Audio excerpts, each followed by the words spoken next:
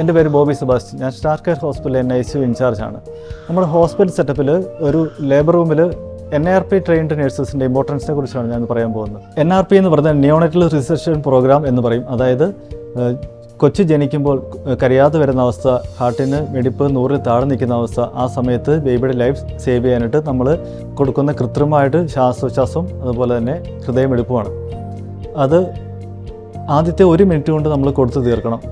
Golden 1 minute എന്നാണ് പറയുന്നത്. ആ 1 മിനിറ്റിനുള്ളിൽ ബേബിക്ക് ബ്രീത്ത് കൊടുക്കുകയും അതുപോലെ തന്നെ ഹാർട്ട് റേറ്റ് 100-ന് മുകളിൽ എത്തിക്കുകയും വേണം. എങ്കിൽ മാത്രമേ നമുക്ക് ബ്രെയിൻ സെല്ല് കൂടുതൽ ഡാമേജ് ആകാതെ പ്രിവെൻറ്റ് ചെയ്യാൻ പറ്റത്തുള്ളൂ.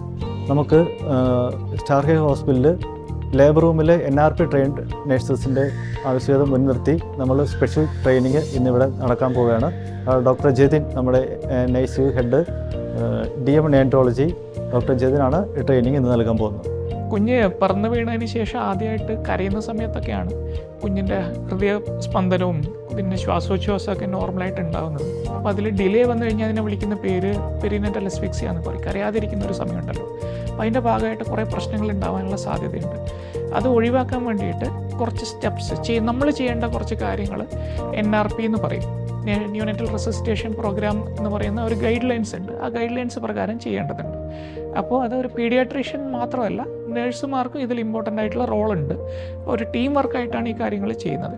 അപ്പോൾ ആ സ്റ്റെപ്സുകൾ എന്തൊക്കെയാണ്, അതിനുവേണ്ടി ചെയ്യേണ്ട കാര്യങ്ങൾ എന്തൊക്കെയാണെന്നുള്ളത് ഒരു ട്രെയിനിങ് എന്നുള്ള രീതിയിലാണ് ഇന്നിവിടെ ഈ പ്രോഗ്രാം നമ്മൾ സംഘടിപ്പിക്കുന്നത്.